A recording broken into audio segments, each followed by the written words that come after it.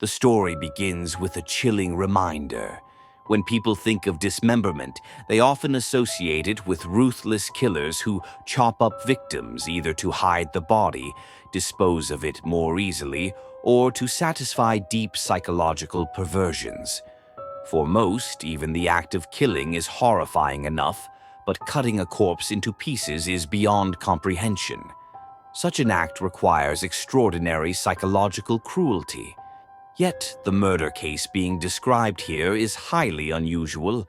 The killer claimed to have no clear motive, no deep connection with the victim, and did not appear to feel guilt, fear, or even the instinct to hide or flee. To him, killing seemed as casual as eating breakfast. This left investigators baffled. Who was this murderer, and why did he go to such lengths to mutilate the body? The crime took place in early April 2003 on a crisp spring morning in Beijing. The city bustled with its usual rhythm, students and workers riding bicycles, buses full of passengers, and street vendors selling hot breakfast. Among them was a sanitation worker, Auntie Li, who was emptying trash bins in the Dongsi area.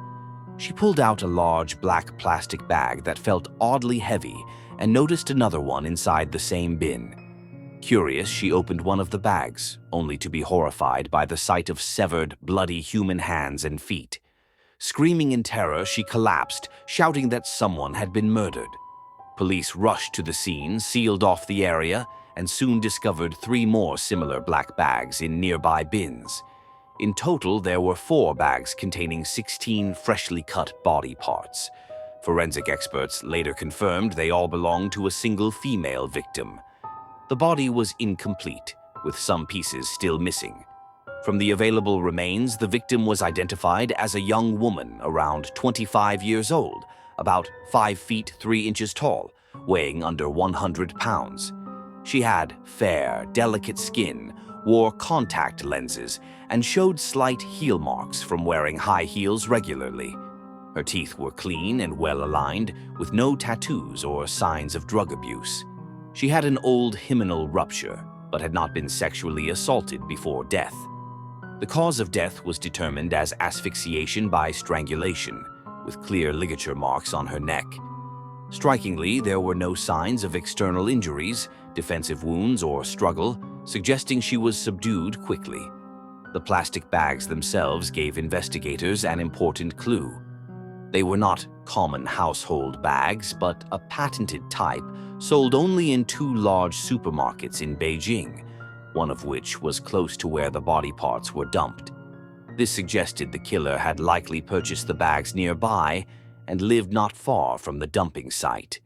One bag even contained a recruitment newspaper with job postings circled in red, hinting that the killer had recently been job hunting. Despite careful cleaning, no fingerprints or hair were found on the bags. Because the victim had died less than 24 hours before discovery, her identity could not be matched immediately through missing persons reports. Police launched a neighborhood investigation, hoping to find witnesses. Their efforts soon paid off. On April 8th, just 3 days after the grisly discovery, a man named Li Qiang reported his girlfriend missing. She had been unreachable by phone, absent from work, and had not returned home for several days. Police questioned Li Qiang and quickly realized his girlfriend's description matched the victim's features. Her name was Yu Hui, a 23-year-old bank employee, 5 feet 3 inches tall, weighing 98 pounds, and nearsighted but usually wearing contact lenses. She had gone missing on April 5th after storming out of their apartment during an argument. Since then, she had vanished without a trace. When police brought Li Qiang in to identify the body, his worst fears were confirmed. The dismembered victim was indeed his girlfriend, Yu Hui. Overcome with grief, he broke down in tears at the sight of her remains. After Li regained some composure, detectives asked him routine questions.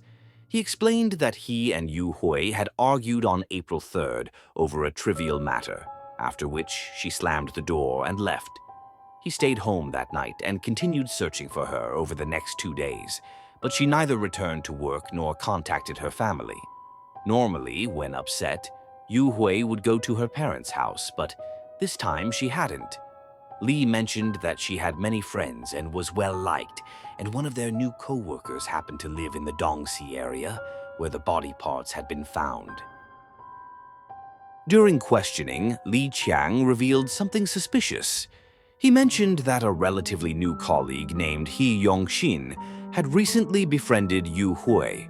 The two barely knew each other, yet since Yu Hui's disappearance, he had oddly been calling Li Qiang several times, inquiring whether everything was all right. Li found this unusual, and the police immediately considered him a prime suspect.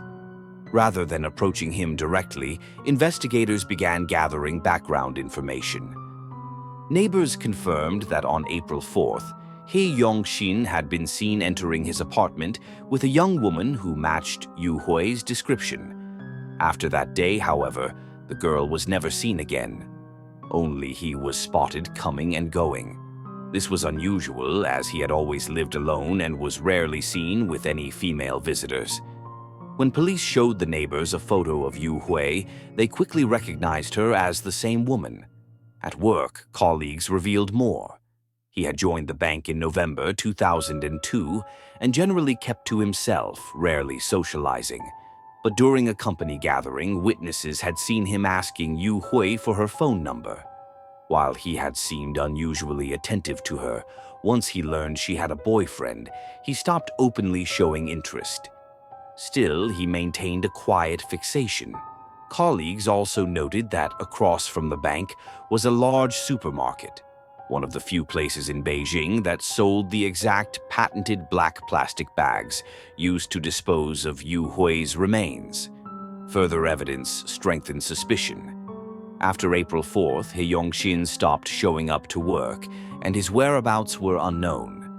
He lived in the same Dongsi neighborhood where Yu Hui's body parts were discovered. He had access to the bags, had once invited Yu Hui to his home, and now was missing. Taken together, police concluded he was the most likely killer. On April 10th, investigators finally tracked him down at a rented room in the Beijing suburbs. They found him asleep, and when awakened, he appeared calm and unbothered. Taken back to the police station, he confessed almost immediately to killing and dismembering Yu Hui, showing no signs of resistance or remorse, as though he had long accepted his fate. During interrogation, Yongxin explained what had happened. On April 4th, Yu Hui had called him after a fight with her boyfriend, saying she felt upset and wanted company.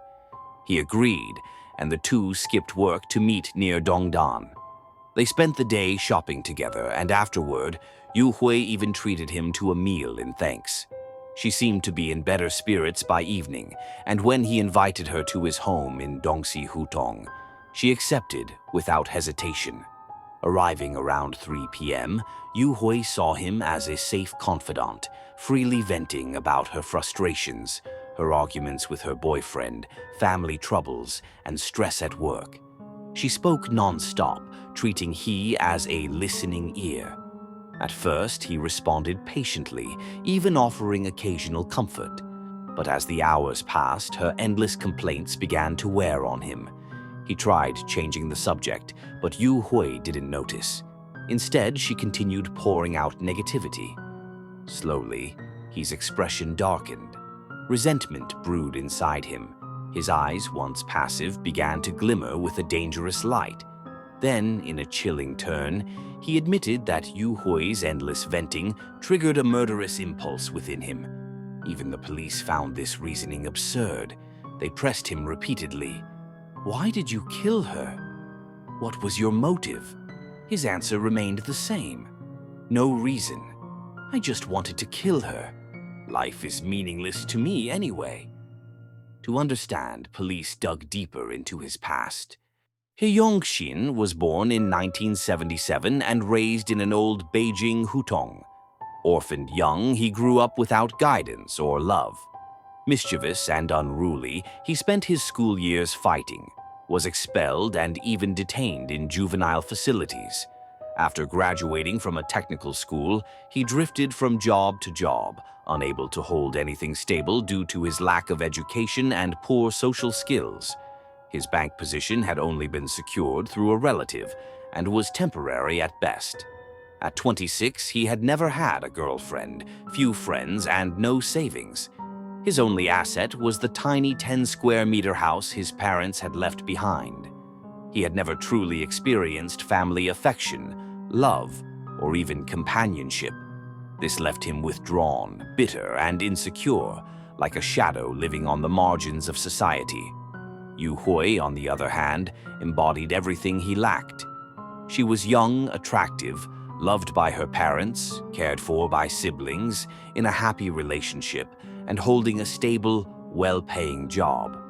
She had friends, confidence, and a vibrant social life. He admitted that he secretly admired her, even envied her bright presence at work. When Yu Hui called him that day, he was thrilled to be chosen as her companion. Spending time with her felt like a rare blessing. But when she used him only as a trash bin for her complaints, dismissing his feelings, his admiration turned into hatred. To him, someone so privileged had no right to complain about life. Compared to his own suffering, her problems were trivial. The more she spoke, the more he despised her. Finally, he decided she had to be silenced. Offering to get her water, he slipped behind her, pulled off his leather belt, and looped it around her neck. With all his strength, he strangled her until she collapsed, unable to speak another word. Exhausted and sweating, he felt strangely calm afterward.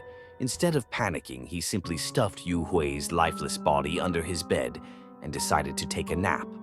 After strangling Yu Hui, her Yongxin shockingly went to sleep with her body stuffed beneath his bed.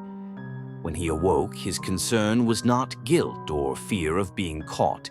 It was simply the inconvenience of dealing with a corpse. The murder itself didn't trouble him. What troubled him was disposal. He decided on dismemberment.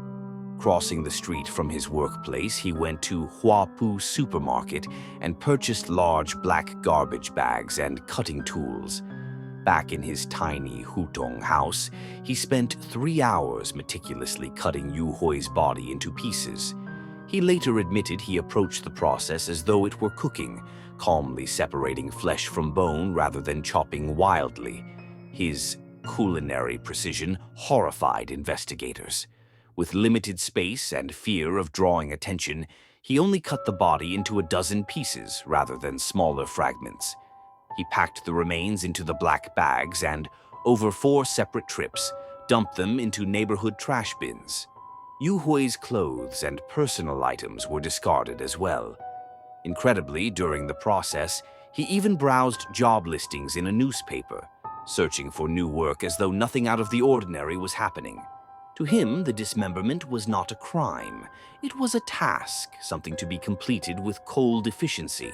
When police asked why only some of Yu Hui's body parts had been found, he revealed that he had disposed of additional remains in trash bins further away from his home.